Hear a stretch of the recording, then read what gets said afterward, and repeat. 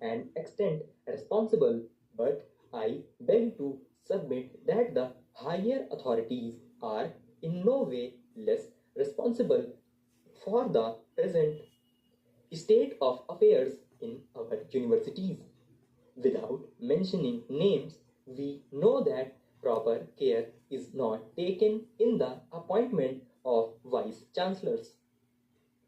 If the system of election has failed, selection by government has proved no better.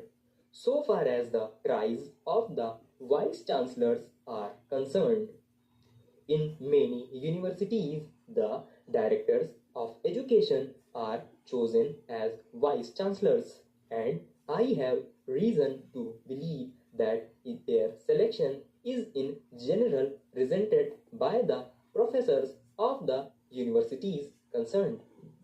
I do admit that some of the directors of education might be fit even to be in charge of universities, but I do feel that if the government wish that person in charge of secondary education should also take interest in university education, it is proper to appoint them as university professors before they are appointed as vice chancellors of universities.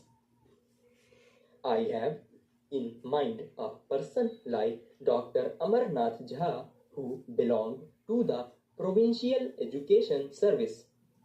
He served as a university professor, had experience of university education, and then when he became a vice chancellor of the university, he discharged his duties as vice chancellor admirably well.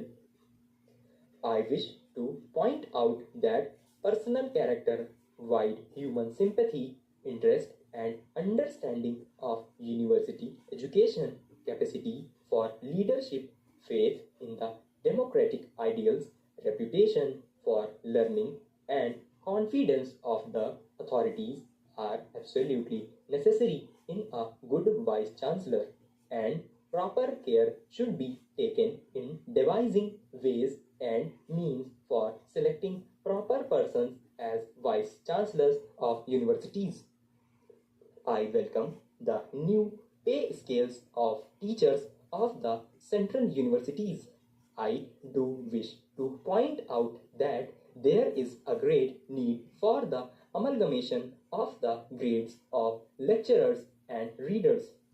Most of the teacher conflicts are due to these two grades of lecturers and readers, and greater harmony will prevail among teachers in case the two grades subject to certain efficiency bar are amalgamated. I do feel that there is no marked difference in the abilities of teachers of central and state universities, and there is need for equalization of the pay of teachers of state universities.